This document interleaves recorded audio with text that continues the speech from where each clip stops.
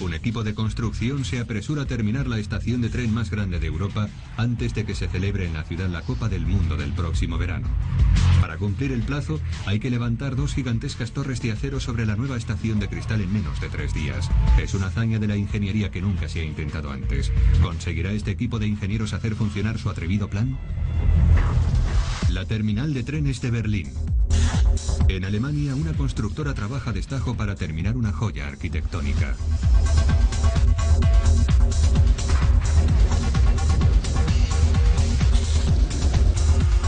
Lleva trabajando más de una década y enfrentándose a un desastre tras otro.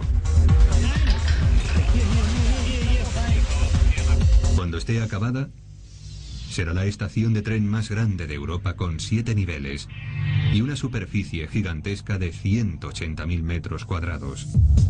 Casi tantos como el Empire State Building.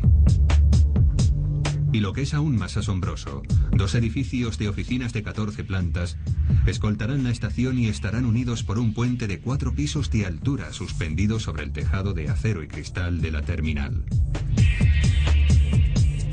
Su coste está cifrado en más de 4.000 millones de euros y sigue subiendo. El proyecto está financiado por la Deutsche Bahn, la empresa de ferrocarriles alemana, y el gobierno ha sido diseñado por un arquitecto de renombre mundial y pretende convertirse en un atrevido hito arquitectónico. Si funciona, conectará literal y figuradamente el este y el oeste de Alemania, inaugurando una nueva etapa de la reunificación. Pero el proyecto se ha enfrentado a tremendos obstáculos y lleva años de retraso y miles de millones de exceso de presupuesto. Para empeorar las cosas, el arquitecto ha demandado a los constructores por no respetar su diseño.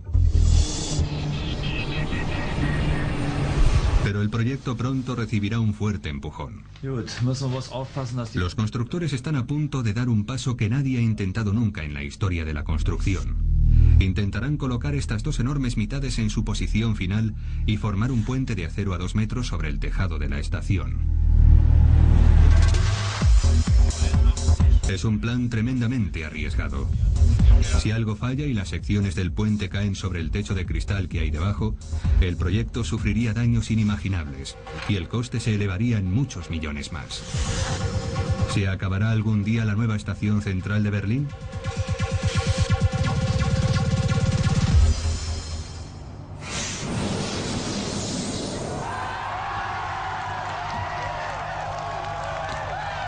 Desde la caída del muro de Berlín en 1989, la capital de Alemania ha vivido un frenesí reconstructor para reclamar su puesto histórico como centro económico y cultural de Europa.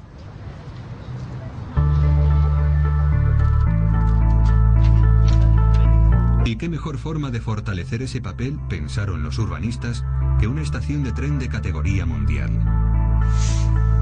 Es la pieza central de un sistema de transporte completamente reconstruido que no solo reconectará el este y el oeste de Alemania, sino toda Europa, de París a Moscú y de Estocolmo a Viena. Y Berlín, por supuesto, será el centro de todo.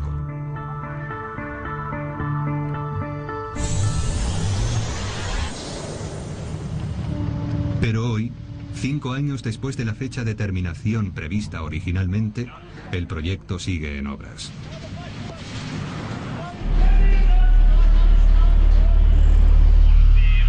Y ha alcanzado un momento crítico.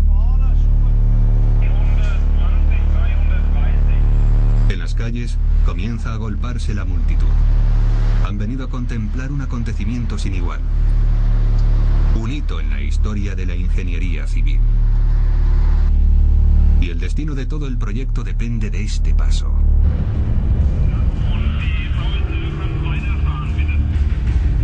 En el aire, un equipo de ingenieros y obreros especializados se preparan para ejecutar una peligrosa maniobra. Trepando por el acero como si fueran alpinistas, los obreros efectúan los ajustes finales y comprueban una y otra vez miles de detalles. Ahora todas las miradas están centradas en un par de enormes secciones de puente de acero.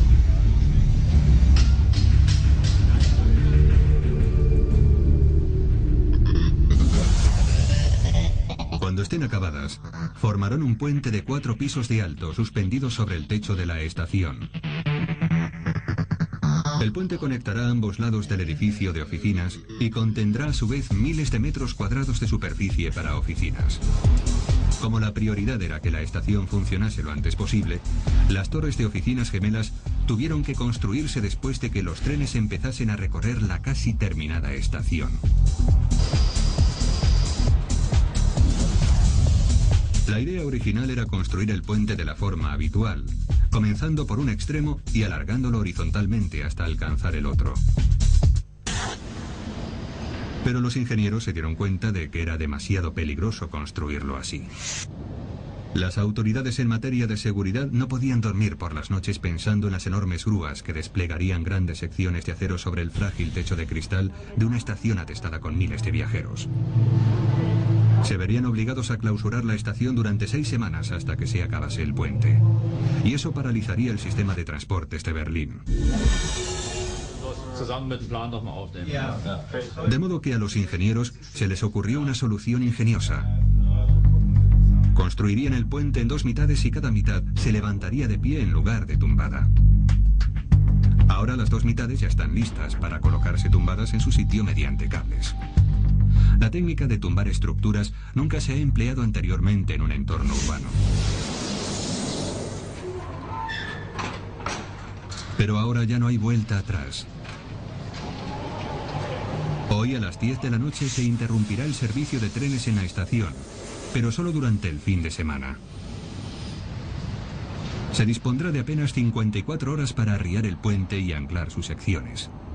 Pero cada sección pesa más de 1.200 toneladas y si algo sale mal, podría significar la destrucción del espectacular techo de cristal de la estación. Es uno de los techos de cristal más grandes de Europa. Con más de 11.800 paneles cuadrados individuales. Cada panel pesa casi 100 kilos, con lo cual el peso total solo del cristal supera los 1,2 millones de kilos, y eso es un montón de cristal. El mundialmente célebre arquitecto Meinhard von Gerkan sabía desde el principio que quería que el cristal jugase un papel preponderante en el diseño de la nueva estación. Lo más importante de un edificio público es que exista la impresión de que hay luz natural, porque la gente se siente mejor si cree que forma parte del entorno natural. En la actualidad, las grandes estructuras de cristal están muy de moda en Alemania.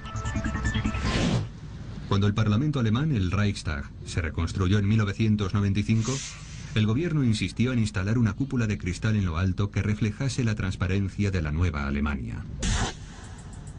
Y el cristal ha sido tradicionalmente el material preferido por los diseñadores de estaciones de tren, aunque siempre ha sido costoso y difícil de manipular. Las primeras estaciones de tren de cristal necesitaban grandes estructuras de apoyo de acero para soportar su enorme peso.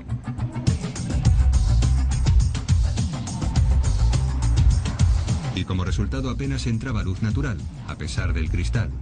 Las estaciones eran bastante oscuras. Pero von Gerkan quería hacerlo mejor. Su diseño consistía en un enorme tubo de cristal curvado de 16 metros de alto, 60 metros de ancho y más de 400 metros de largo, que daría lugar a un techo y unas paredes casi transparentes para el andén principal. Y necesitaba encontrar la forma de eliminar todo el acero y de que el cristal se sostuviera solo, o al menos eso pareciese. Pero las estructuras de cristal pueden ser tan hermosas como peligrosas. En 2004, casi un año después de su inauguración, la nueva terminal de cristal del aeropuerto Charles de Gaulle de París se vino abajo repentinamente y mató a 4 personas. Los investigadores descubrieron en el diseño tanto fallos como defectos constructivos. Y ahora, pocas horas antes de que la constructora de Berlín intente llevar a cabo una de las técnicas de construcción más heterodoxas de la historia, no se puede descartar la posibilidad de que se produzca un desastre. Es el máximo reto para un proyecto que ha incumplido un plazo detrás de otro. Ahora tienen que cumplir una nueva fecha límite insoslayable y el equipo sabe que puede fracasar. En verano de 2006, la Copa del Mundo de Fútbol centrará en Alemania las miradas de todo el mundo. Es el acontecimiento deportivo más visto del globo, con miles de millones de espectadores de audiencia, incluso más que los Juegos Olímpicos. Millones de hinchas de todo el mundo acudirán en masa a Alemania. La final tendrá lugar en el Estadio Olímpico de Berlín y las autoridades municipales quieren que el acontecimiento sirva para inaugurar la nueva estación. Se espera que acudan a Berlín hasta 3 millones de aficionados al fútbol. Y la estación tiene que estar terminada, porque una vez que empiece la Copa, casi medio millón de personas la utilizarán a diario. Si las obras no están acabadas, sería una vergüenza para el país ante la opinión pública internacional. Y toda esta presión reposa ahora sobre los hombros de los dos encargados de la operación. Olaf Severin dirige el equipo que arriará la Torre Sur. Y Bernd Naujoks dirige el equipo de la Torre Norte. Repasan los planos una vez más. Para llegar a este fin de semana han sido necesarios años de preparativos. A las 10 de esta noche se suspenderá todo el tráfico ferroviario. Olaf y Bernd tienen que concluir la operación antes de las 4 de la mañana del lunes, cuando los trenes vuelvan a circular de nuevo. Si no acaban a tiempo, sumirán a Berlín en un caos circulatorio.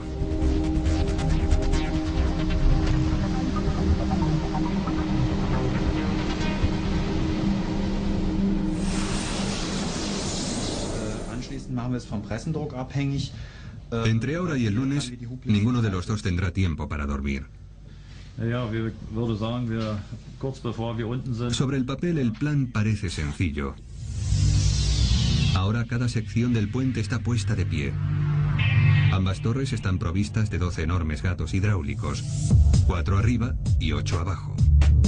Para empezar a tumbar las secciones, los hombres activarán primero los gatos superiores. Estos gatos levantan una serie de cables anclados a la torre y la inclinan sobre una única bisagra. Cuando la inclinación alcance un ángulo de 15 grados, la torre comenzará a caer. Y para impedir que se tumbe de golpe, se activarán los gatos inferiores, que actúan como frenos y bajan la torre poco a poco, a medida que van soltando cable centímetro a centímetro. Los dos juegos de gatos comparten la carga hasta que las dos secciones del puente alcanzan un ángulo de 40 grados. Desde ese momento los gatos inferiores sostienen el total de la carga hasta el final de la operación. Es un plan sencillo, pero Olaf tiene muchos años de experiencia y sabe que pueden surgir problemas por todas partes. Cables que se sueltan, sistemas hidráulicos que no funcionan, fuertes vientos. La operación estará controlada por ordenadores. Supervisarán la transmisión de la carga, regularán la velocidad de los gatos y suspenderán la operación si surge algún problema. Pero la última palabra la tienen Olaf y Bernd, que pueden contradecir a los ordenadores si es necesario. Ambos deciden hacer una apuesta sobre qué torre bajará primero. Una cosa está clara, Bernd. Nosotros llegaremos antes al fondo. ¿Qué? No. Te apuesto una caja de cervezas. Pero antes de que suene la sirena que marcará el comienzo de la operación, hay que ultimar las medidas de seguridad. Unos obreros que cuelgan a 70 metros del suelo e instalan unas redes en la parte de abajo de las secciones del puente.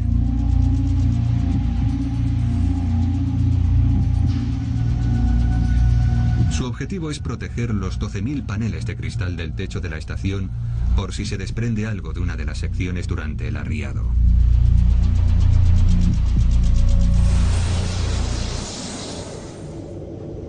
El cristal lleva más de un siglo utilizándose en la construcción de estaciones de tren.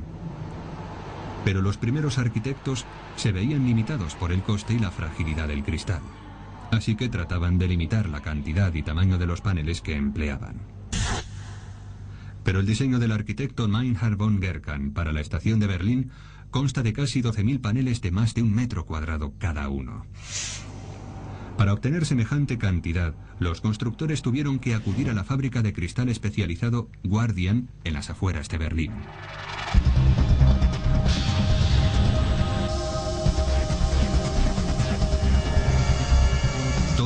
cristal que se utilizó en la estación se fabricó aquí mediante un moderno método denominado proceso de flotación.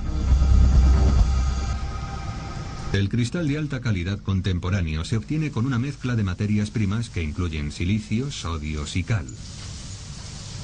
Estos ingredientes se combinan con cristal reciclado y se introducen en un gigantesco horno. El horno se calienta a más de 1500 grados, una temperatura superior a la de la lava volcánica.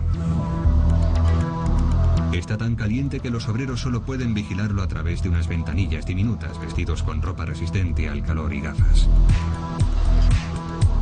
El calor extremo del interior del horno funde los ingredientes en un cristal líquido. El cristal se extiende sobre una capa de latón fundido. Como la superficie de contacto entre ambos líquidos es perfectamente plana, el cristal resultante queda libre de cualquier distorsión óptica. A continuación, el cristal se enfría lentamente en estos refrigeradores gigantes de 120 metros de largo.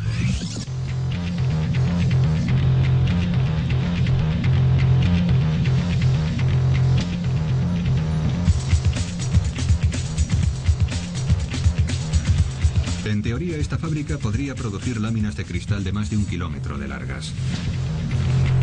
Pero serían imposibles de transportar. Cada pieza se marca, se corta en distintos tamaños y se pule.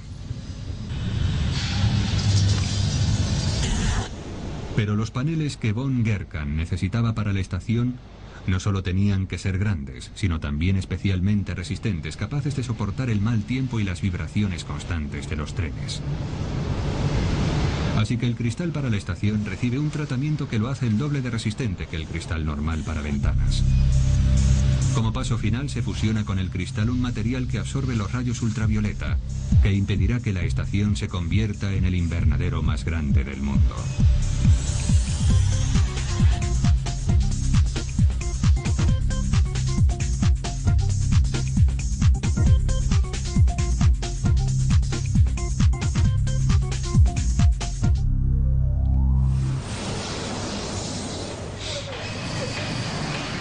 De vuelta en la obra, solo quedan 3 horas para que comience la gran operación. Los jefes de equipo Olaf y Bernd aguardan ansiosamente la señal que indicará que se ha cortado el tráfico de trenes para poder iniciar la delicada operación. Pero ahora surge una nueva preocupación. El cielo de Berlín está encapotado y se prevén fuertes tormentas. Los dos hombres saben que tienen que hacer todo lo posible para cumplir los plazos. Los trenes solo pueden detenerse durante 54 horas.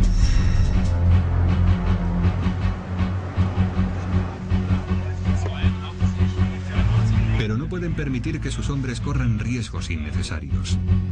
Si el tiempo empeora demasiado, habrá que suspender la operación. Empieza a anochecer y no se puede hacer nada excepto esperar y confiar en que se aleje la tormenta.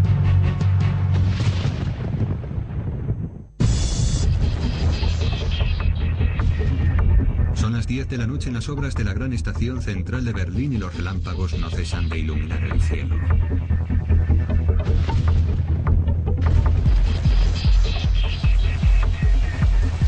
Está lloviendo a cántaros. Pero parece que el viento ha amainado. Así que los ingenieros toman la difícil decisión de seguir adelante. Los relámpagos no suponen un problema. Y el viento ha comenzado a amainar. Y de todas formas, nuestros cálculos ya han tenido en cuenta el viento. Cuando el último tren sale de la estación, suena la sirena y el capataz Bernd da la señal.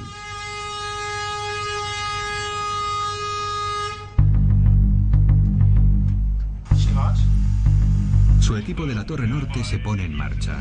La clave del éxito de la operación es el control.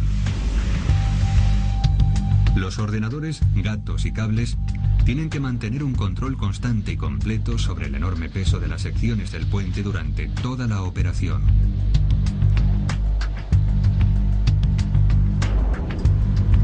Si no lo logran, las secciones podrían sufrir sacudidas, oscilar y provocar un desastre.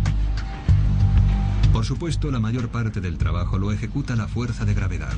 La maquinaria y los hombres solo tienen que impedir que la gravedad no cumpla su cometido demasiado rápido. El momento más delicado será cuando se desplace el centro de gravedad de las secciones del puente.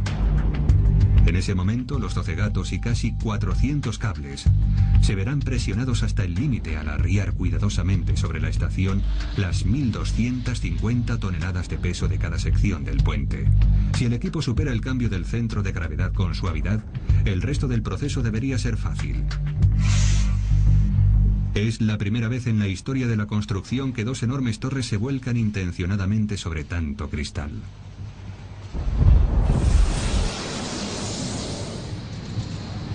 Los miles de paneles de cristal se han tardado meses en colocar. Cada panel encaja perfectamente en un marco de acero.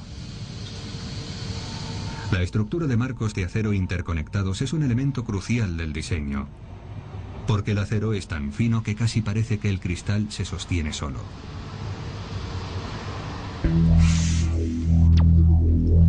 El arquitecto von Gerkan quería que la estación estuviera inundada de luz. Tenía que encontrar la forma de sostener el cristal con una estructura de apoyo lo más ligera posible. Y no podía sacrificar la seguridad. Tenía que ser una estructura firme para resistir las vibraciones constantes de los cientos de trenes que recorren la estación a diario.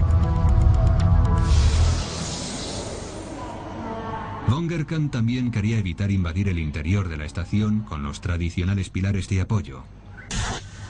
Y a los ingenieros se les ocurrió una solución ingeniosa. Un sofisticado esqueleto de soportes externos. Este anclaje de acero pesa 4 toneladas, casi tanto como 2 vehículos todoterreno. Es uno de los 46 anclajes que, una vez instalados y ajustados, servirán de soporte principal de la estructura de acero y cristal. Cada junta será capaz de sostener casi 200 toneladas. La instalación de las mismas es un proceso clave. Un agrimensor guía cuidadosamente al equipo.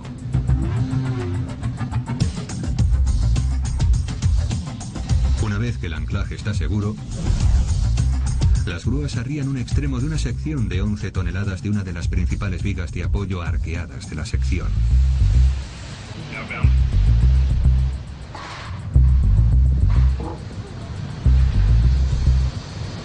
Se parece un poco a la bisagra más grande del mundo. Primero, el equipo alinea cuidadosamente los agujeros. Después se pasa a través de ellos una enorme clavija de sujeción de acero inoxidable de 300 kilos. Estos goznes permitirán que las enormes secciones de viga roten como haga falta a lo largo de la obra. También permitirán que toda la estructura se expanda y contraiga sin desgastar las juntas. Una vez que un extremo de la viga se encaja en su anclaje, el otro extremo puede encajarse en el anclaje idéntico que tiene justo enfrente al otro lado de la estación. Cada viga completa está formada por hasta 4 secciones interconectadas. La estructura de acero y cristal cuelga entre estas mastodónticas vigas de apoyo.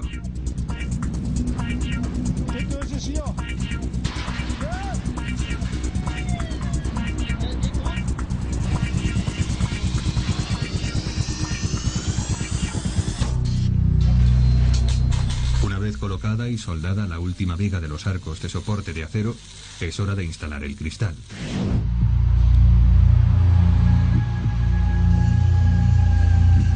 Unas grúas dotadas de ventosas levantan suavemente los paneles de uno en uno y se los pasan a los obreros. Esta parte del trabajo requiere pulso firme, nervios de acero y un toque de delicadeza.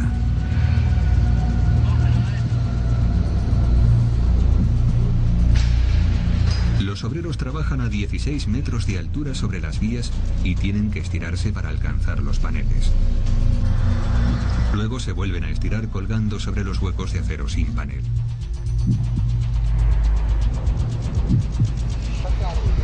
Después echan un poco de pegamento y encajan los paneles en su sitio.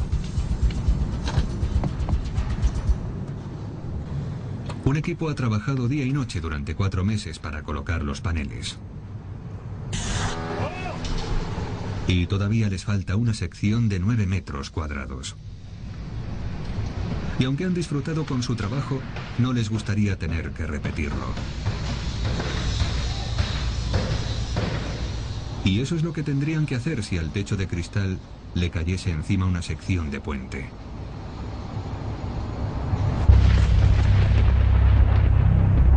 De vuelta en los puentes, los obreros esperan la señal para empezar. Bernd les llama desde la sala de mandos. Encienden un interruptor. Los enormes gatos hidráulicos cobran vida. Y las gigantescas torres comienzan a descender a 6 metros por hora. En la estación continúa lloviendo y todo el tráfico permanece paralizado. Los obreros revisan una y otra vez el progreso de las torres.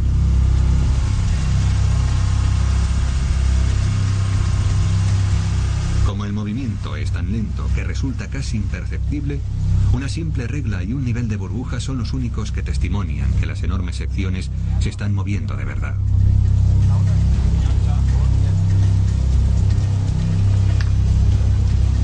La torre norte de Bernd lleva un poco de ventaja. Una de sus principales preocupaciones son los cables.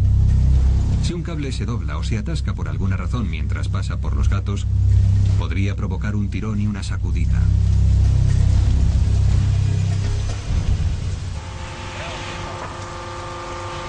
De modo que los obreros, armados con aceite lubricante, mantendrán el cable bien lubricado toda la noche.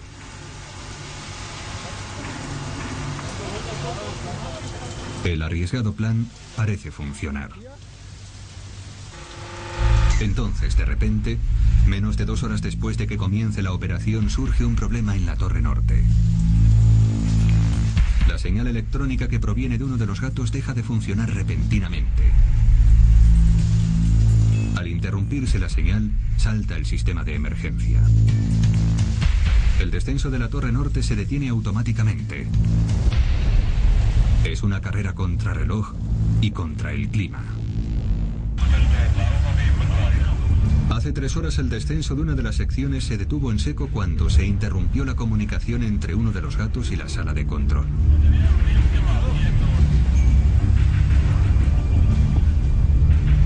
Se trata de la señal que permite a los ordenadores controlar todos los movimientos de la torre.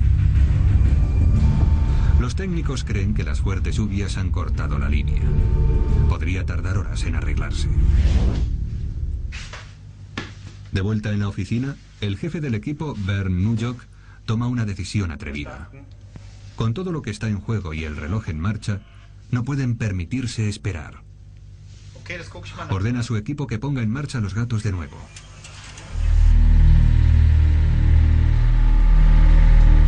Sin la supervisión precisa de los ordenadores, los ingenieros tendrán que vigilar manualmente cada centímetro de movimiento con las habituales herramientas de agrimensura y niveles.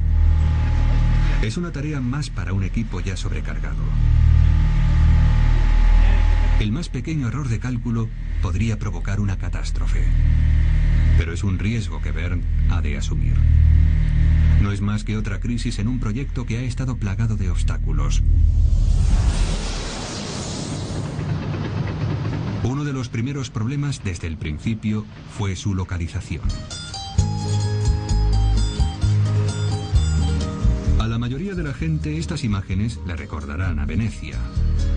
Pero se trata de Berlín. La ciudad se levanta entre 2 grandes ríos y multitud de canales más pequeños. El agua constituye uno de los encantos de Berlín, pero supone una complicación para los urbanistas. Y cuando se construye una megaestación de tren a un coste de miles de millones de euros, lo más importante es su localización.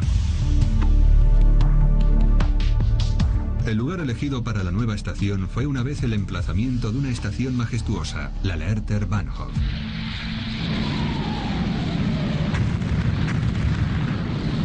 Que sufrió daños irreparables durante los bombardeos de la Segunda Guerra Mundial y fue demolida en 1959. A principios de los 90, cuando llegaron los urbanistas, en su lugar solo había una pequeña terminal local. El solar de la nueva estación era inmenso y estaba situado justo en el centro de Berlín. Era el sitio perfecto. Pero enseguida surgieron problemas para los ingenieros. La tierra bajo el solar, a orillas del río Spree, estaba formada sobre todo de arena blanda. Era el solar adecuado para una pequeña terminal, pero no para una nueva varias veces más grande. En este terreno arenoso no se podía erigir nada grande, y ese no era el único problema. El solar estaba además saturado de agua, lo que desestabilizaría aún más cualquier construcción. Los ingenieros tuvieron que excavar unos cimientos más sólidos de la superficie de 11 campos de fútbol y construir las 2 plantas inferiores de la estación bajo el nivel del agua.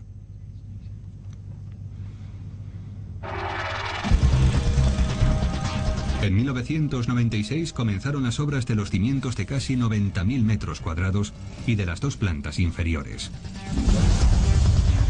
Primero los obreros tapiaron la extensa parcela con muros subterráneos a prueba de agua.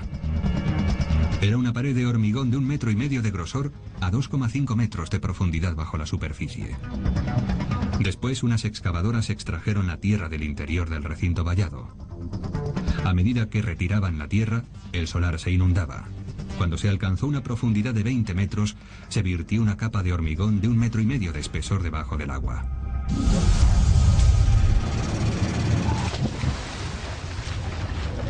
Después unos buzos reforzaron las esquinas para impermeabilizar el recinto. Y el agua que quedaba en su interior se bombeó fuera. Pero sin agua en el interior para equilibrar la presión, el agua que había bajo el recinto ejerció una presión tremenda sobre los nuevos cimientos, 20 toneladas por metro cuadrado, y el suelo empezó a reventar como si fuera el corcho de una botella de champán. Para impedirlo, se sujetó el suelo con una serie de largos pilotes de acero de casi 30 metros. Una vez que los pilotes sujetaron los cimientos firmemente en su sitio, se pudo empezar a construir el resto de la estación. Se levantaron puentes y vigas de apoyo y se colocaron las vías. Pero quedaba una gran cuestión por resolver.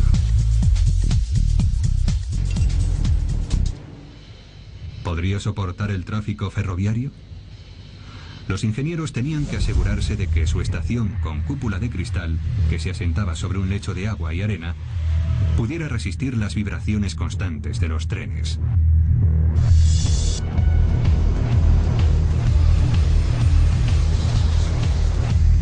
Un tren pesa unas 800 toneladas, tanto como 300 furgonetas. Y por las vías y los puentes pasarían más de 50 trenes a la hora. Así que se sometió la estación a una batería de pruebas rigurosas. Se instalaron sensores de movimiento en sitios clave de toda la estación, en los puentes, en las vigas y en las vías. Luego se hizo que grandes trenes de mercancías, cargados con 40 toneladas de planchas de hormigón, recorrieran las vías una y otra vez.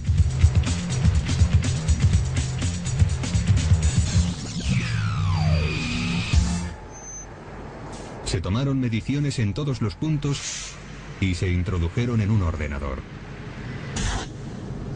La estación estaba diseñada para ser flexible, pero si se movía más de 5 milímetros, habría que clausurarla hasta que se reforzase.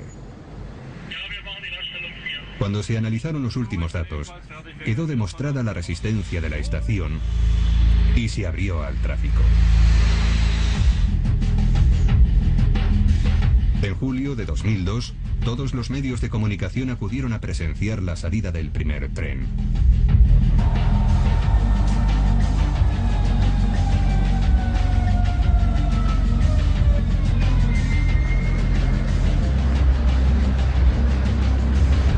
estación todavía no estaba acabada.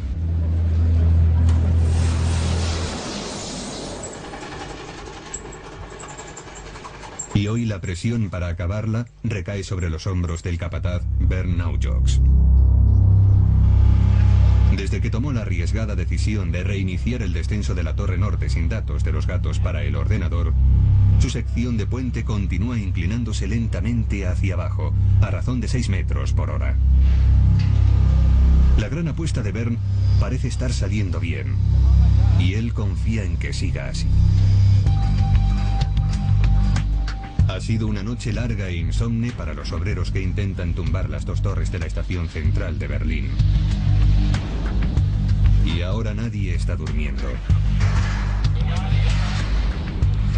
El capataz de la Torre Sur, Olaf Severin, está a punto de alcanzar el momento más estremecedor de la operación, cuando la inclinación alcanza un ángulo de 30 grados. En ese momento el centro de gravedad de las secciones del puente comienza a trasladarse.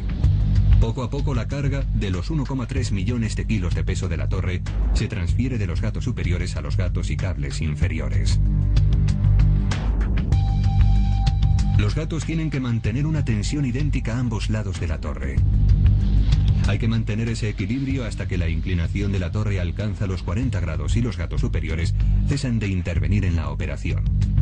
Si esta fase no se ejecuta a la perfección, la torre podría empezar a oscilar.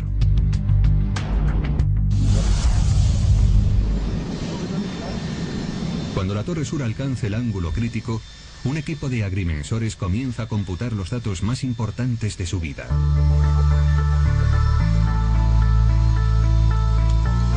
Trabajan con rapidez, con los ojos vidriosos por la falta de sueño.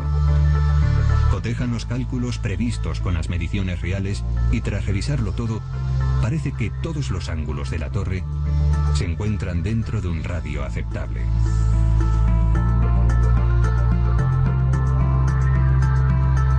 Creen que los gatos y cables inferiores ya están listos para sostener el peso total de la torre. Olaf detiene el descenso. Más de 1.200 toneladas cuelgan del aire, sujetadas por casi 400 cables de acero. Los 4 gatos superiores ya no son necesarios y 3 obreros se encargan de desmontarlos y desenganchar los cables.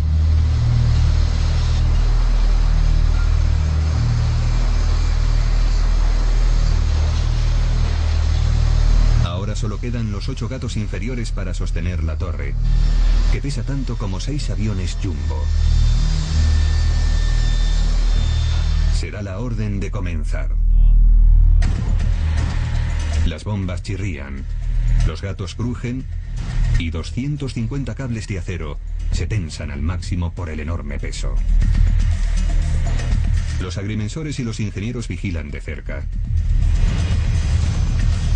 Pero los cables resisten. A partir de ahora todo debería ser más fácil. En la calle se ha formado una muchedumbre para ver el espectáculo.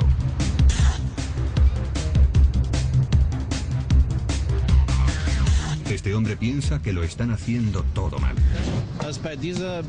Creo que en este lado parece que los cables están un poco sueltos. No sé si lo habrán comprobado todo bien. A 12 pisos de altura, la Torre Norte también ha superado con éxito el paso crítico del cambio de centro de gravedad. Desde que tomó la atrevida decisión de seguir adelante sin supervisión informática, el equipo de Bernd ha recuperado parte del tiempo perdido. Si continúa a este ritmo, acabará antes de la hora límite, aunque por detrás de la Torre Sur. Ya puedes ir comprando la cerveza. Me está costando mucho alcanzar a Olaf. Pero ya arreglarán luego lo de la apuesta. Ahora están a punto de alcanzar la fase final del descenso, cuando las 2 secciones se juntan y forman un puente de acero. Como si se tratase de piezas de rompecabezas gigantes, la Torre Norte se diseñó para encajar sobre la Torre Sur. Para que sea posible, ambas torres de 44 metros tienen que juntarse a exactamente 83 grados de inclinación para ser después arriadas simultáneamente. Al final aterrizarán a solo 10 centímetros de distancia.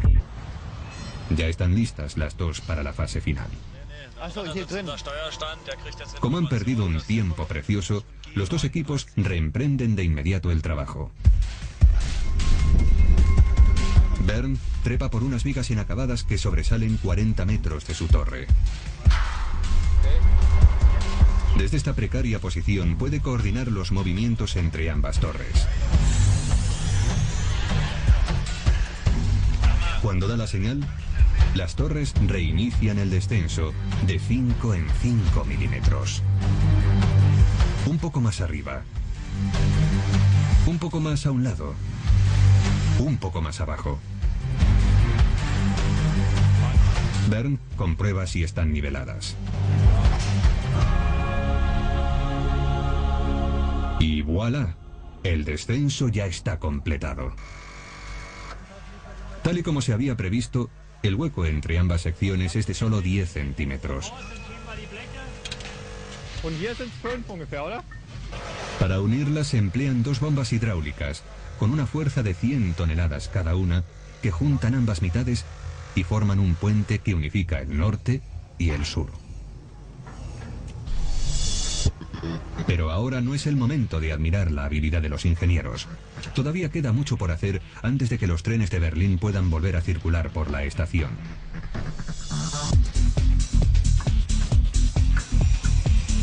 Los obreros tienen que atornillar juntas las secciones del puente, ejecutar cientos de soldaduras e instalar más de 1.500 metros cuadrados de suelo. Como llevan horas de retraso, saben que tienen el tiempo justo para completar estas tareas.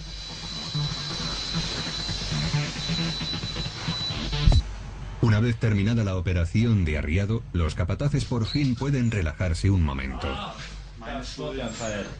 Bernd no aparece con las manos vacías. Sabe admitir que ha perdido la apuesta. Salud. Salud. Sin embargo, no todo el mundo lo celebra, especialmente el arquitecto. En 2002, con varios años de retraso acumulados, la Deutsche Bahn, la empresa de ferrocarriles alemana, decidió adoptar medidas drásticas para cumplir la fecha límite del Mundial de Fútbol. Y decidió alterar algunos rasgos del diseño. En contra de las objeciones del arquitecto, efectuó dos grandes cambios. El primero afectaba la característica más representativa del edificio, el techo de cristal. El diseño de von Gerkan constaba de un techo de 430 metros de largo, suficiente para cubrir hasta los trenes más largos. El cristal y las vigas en arco se fabricaron para cubrir esa longitud total, pero antes de que llegaran a instalarse, los promotores acortaron 100 metros la cubierta de cristal. Pero tal vez el cambio más radical sea el que afecte a la terminal inferior de metro. Se suponía que allí debería entrar en cascada la luz de los niveles superiores para reflejarse en un techo abovedado hecho de metal, con lo cual la luz natural llegaría a 5 pisos bajo tierra. En su lugar, la gran catedral se revistió con un falso techo. Como en un supermercado, sin detalles, sin expresión y sin ningún carisma. Los cambios han ahorrado al proyecto tiempo y dinero. Es lo que pasa con los grandes proyectos. Hay que efectuar cambios para terminarlos a tiempo y renunciar a los pequeños detalles. Pero para el visionario arquitecto von Gerkan, nada es superfluo en su obra maestra. He de decir que es la pérdida más grande que he sufrido en mi carrera profesional. He construido muchos edificios como arquitecto, más de 200, y nunca me había pasado nada igual. Está tan indignado que ha llevado el caso a los tribunales y confía en que su visión se vea realizada algún día, incluso después de que se acabe la estación.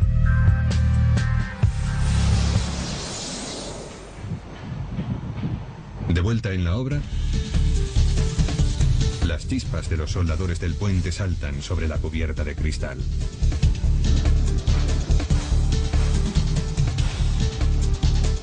La hora límite del lunes se aproxima con rapidez. Los obreros trabajan toda la noche. Finalmente, tras más de 2 días de heroicas obras de ingeniería, se suelda el último anclaje.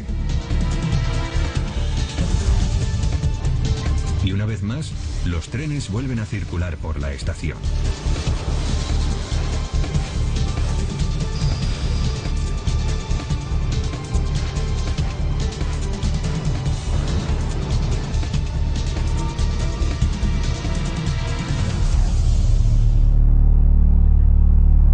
La hazaña imposible de construir un puente arriando 2 puentes ha sido un éxito tremendo. Pero el equipo sabe que solo tendrá un día libre. Porque dentro de 6 meses millones de aficionados al fútbol pasarán por esta estación. Así que el martes por la mañana comienzan a planificar el arriado del segundo edificio de oficinas. Es una carrera hacia la meta que no solo se limita al techo de cristal, sino a los túneles, las vías, las torres de oficinas e incluso el ajardinamiento.